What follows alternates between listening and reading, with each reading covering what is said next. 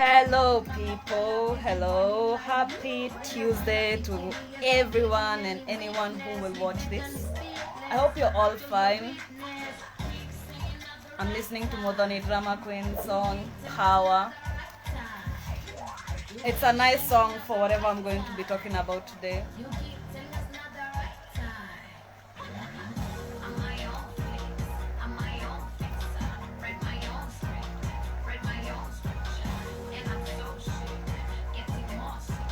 Modoni Drama Queen is such a...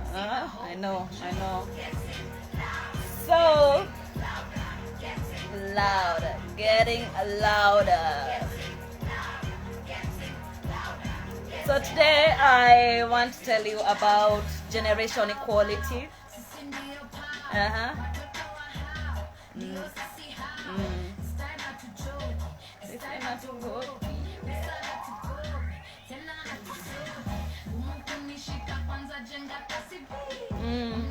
So today I want to tell you about generation equality.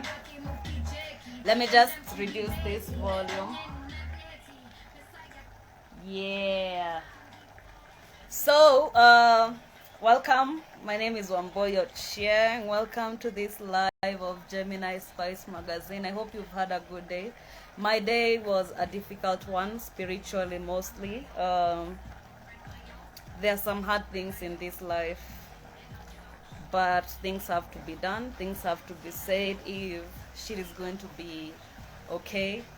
If we want change, some things are painful, but they are necessary. So everything will be fine. Yes, today I want to talk to you about generation equality. Yeah.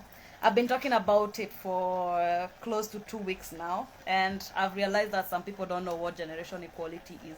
So I'm gonna take you back from 1975 to generation equality. I'm going to take you back to 1975 and the first women's conference that was ever held in the world, or at least that was held after the World War II. You see, we do not have enough information about what happened before the world wars, right? All that went with the war. And many governments of the world, many tyrannical governments, many dictators, many fascists use war to erase history, and then now they recreate a new history. Probably before that war, women had risen to power, and because it wasn't seen as the proper thing to be, a war was started. And then the erosion of history and the recreation of a new history that will favor the current status quo. Believe me, everything changes after a war. Even like right now, during this COVID era, you see all the milestones that we've made right now, they can all be erased by a war. Kiasi, you hear China is doing what, US is doing what, kiasi. We have war, and then when we are going through war, people are confused, people are trying to come out of it, people are scared. So during that time, books are burnt, history is recreated, and it is changed. And then of course there will come this new government that will want to rescue us from the ashes of war. Then those ones are usually the people who started the war. So now, we do not know what happened before the world wars. You cannot know. There is not enough information. There is not enough information. But let me tell you from after the war. In 1975, the first conference on the status of women in the world was held in Mexico. See, Mexico and France are usually radical places. They are radical places for women. It's Mexico and France that organize Generation Equality Forum. It's France that is very focused on egalitarianism principles. It's France that started the revolution of Nani Bonaparte. So France and Mexico, they are these places where status of women have always been started. The revolution of women has always started in Mexico and all France. So, in 1975, that was the first conference that was held to check the status of women. That is 30 years after the World War II. Now, all those years, 30 years, no one had ever thought to question or understand how are women faring in this world. No one. There was a lot of silence. But these amazing feminists who organized the first conference, who talked, who rallied, who broke the silence, because you see, oppression is based on silence, fear. When you make people afraid, when you make them live in fear, they become silent.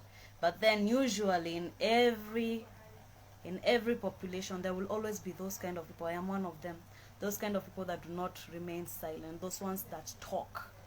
Those ones are the revolutionaries.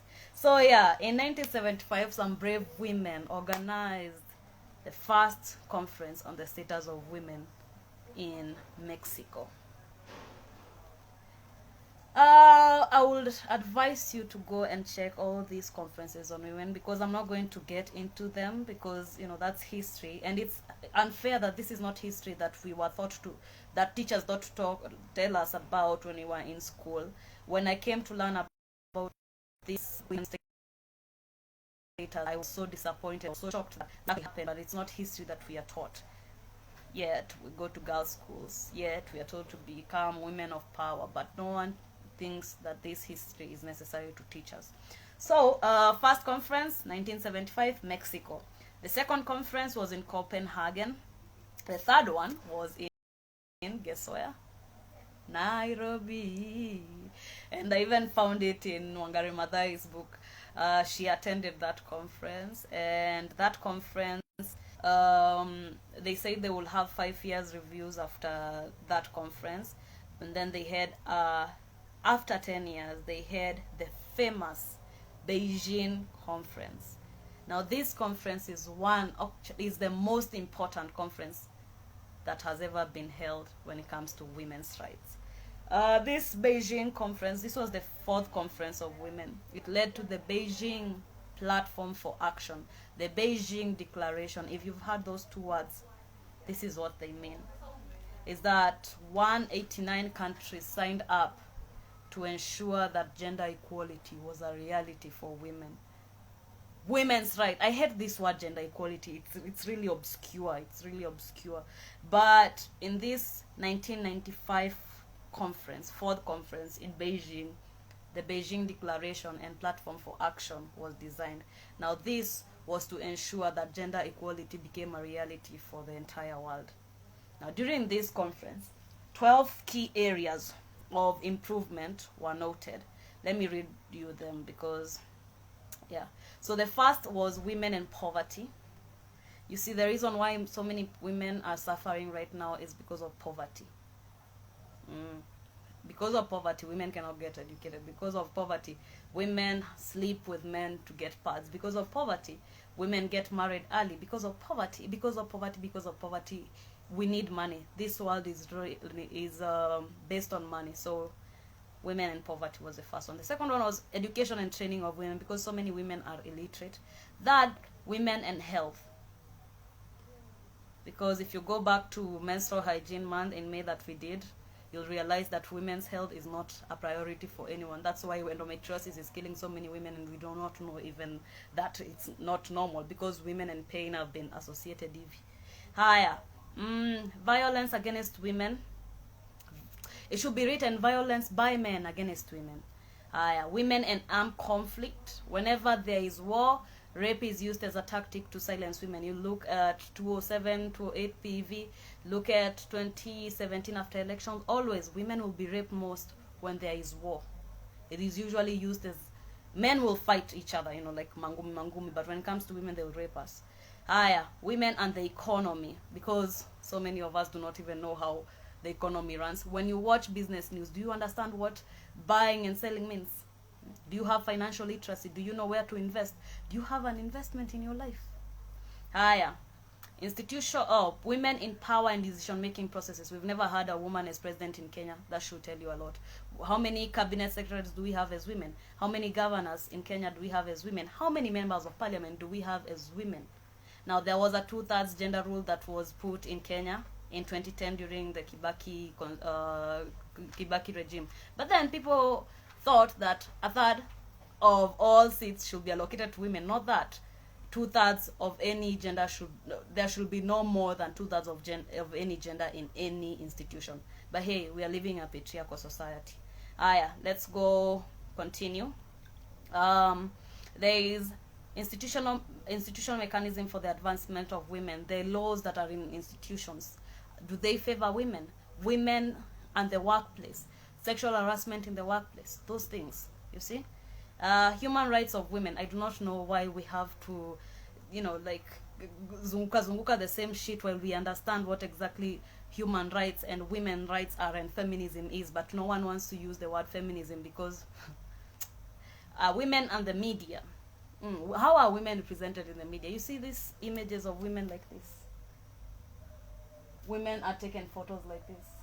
How are women represented in the media? Think about it. I hate it when women are represented like this, because why are you erasing? Yeah, it can be used artistically to show that women are missing out from this picture of the world, but then when women-led organizations have logos where women are like this, that's a problem.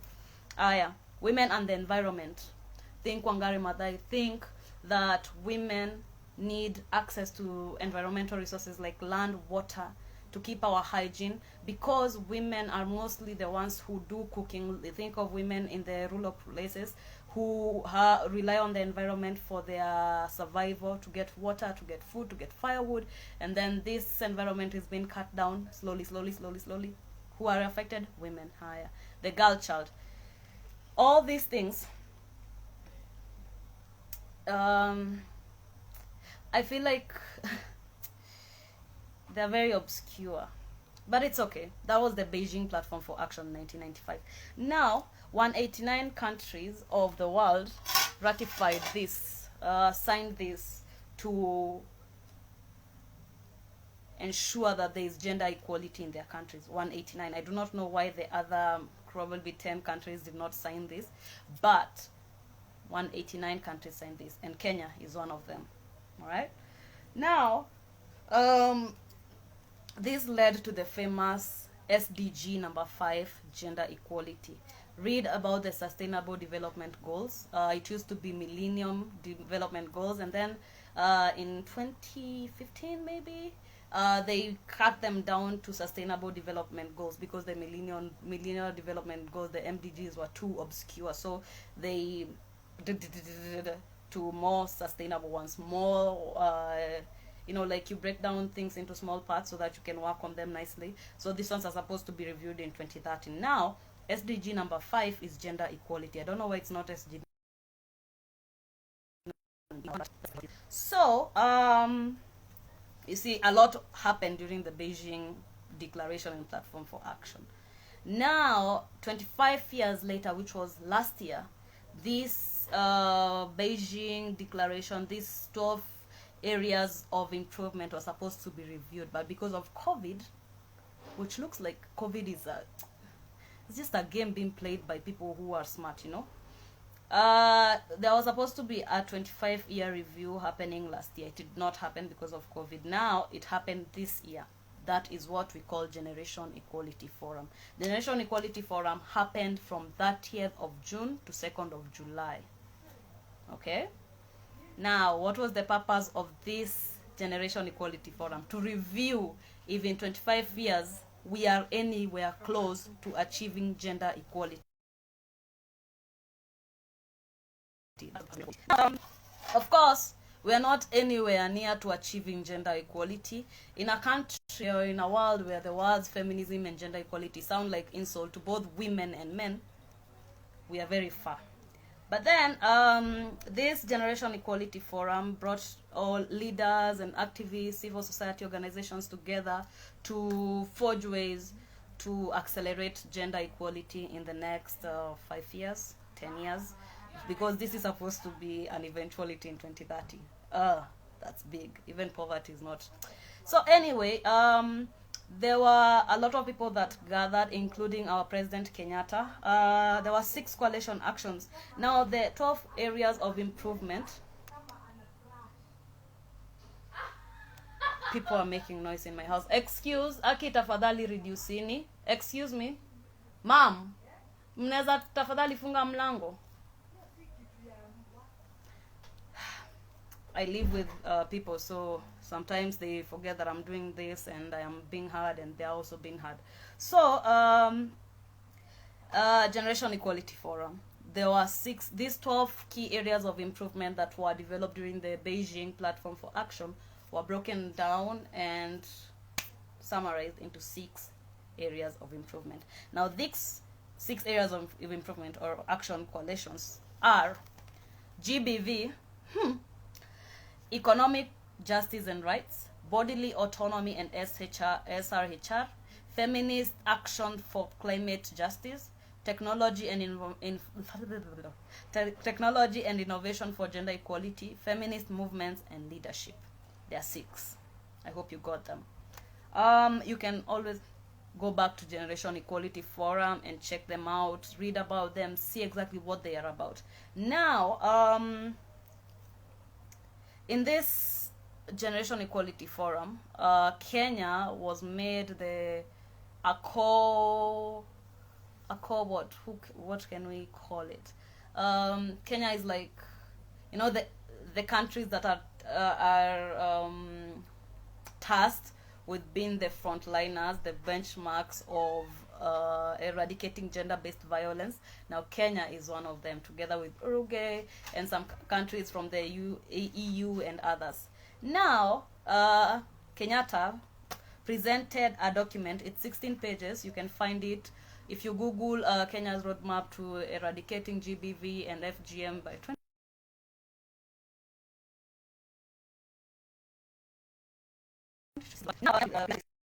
It's a booklet, PDF. I've read it. You should read it, tafadhali. It's called Kenya's Roadmap to Ending GBV and FGM by 2026. Now, in the forum, Kenyatta had the guts to say that he will end FGM by the time his tenure is over, that is next year, 2022. That does not make sense. FGM. I have a friend, she's called Noel. She's fighting FGM in her community, Pokot, and she's exiled. She's ostracized from her community. She's oppressed. She deals with so much struggle. The other day I was watching news on KBC, and there was this woman at the front line of fighting FGM, and she was asked, what do you think of ending FGM in 2026? And she's like, nah, it can't be over. There are people who still practice it. There are people who are still hiding and practicing FGM. Now, Mr. Kenyatta, I do not know. 2022, that's just thinking us stupid, honestly. How? 2022 FGM. And then the document says ending GBV by 2026. In our country, where feminism, the vehicle that will actually lead us to gender equality, is thought of as an insult, where physical violence is still thought of as a punishment that is needed by men towards their wives. And by 2026, let's just be honest, that's not possible. That's not a reality. We can only say that we start educating people a lot. By, let's say, in 30 years, we are close to educating half of the women in Kenya that they don't need to be beaten. That is not their fault when they are beaten by their husbands. 30 years, that is 30 years work. And then now in 50 years, now they start thinking, actually, we've been deceived all our lives and we need to get out of this. So 2026, come on. That's not a reality. And then I am really concerned about this word GBV, gender-based violence.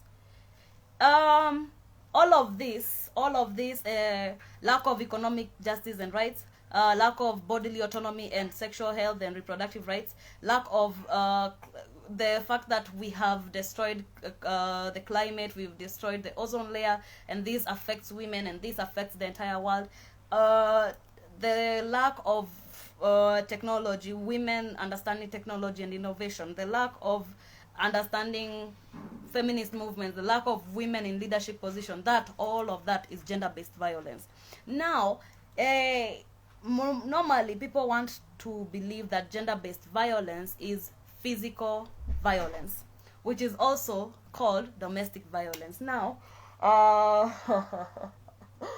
wow, this is such a scam. GBV. GBV is the entire women's lives. GBV is my life. GBV is the life of every woman in this world. Gender-based violence, that's what we experience everywhere. Everything that we experience is just gender-based violence. This kupigwa, wife battering, it is called physical violence. Men violating women, men beating their wives, femicide, men attempting to murder their wives every night. That is what it is. You're calling it GBV because you do not want to accept what it is, because you do not want to hold the people who are responsible accountable for it. You do not want to say men are trying to kill women every day. Okay? There's nothing like GBV. GBV is the entire thing that we are fighting. What you should call it is physical violence by men against women. That's what it is. All right. But, of course, for policy purposes, we shall call it GBV. But it does not make sense. It does not. It does not. Words. These words do not make sense. Gender-based violence. That does not translate into physical violence. Battering. Nah. We're serious. Okay, apart from that, Kenyatta promised 23 million investments in feminist movements, sustainable feminist movements, and gender-based movement, women-led movements. How do we access this? How do we access this 23 million that has been promised in this document? How? That's the question, because there are so many women who are suffering, so many women who do not know that Generation Equality Forum happened.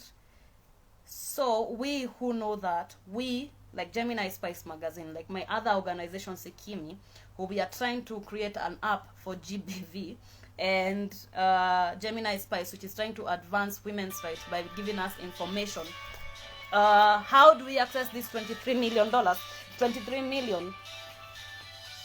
And it's $23 million, so that's a lot of money, and we need funding because we do not have money.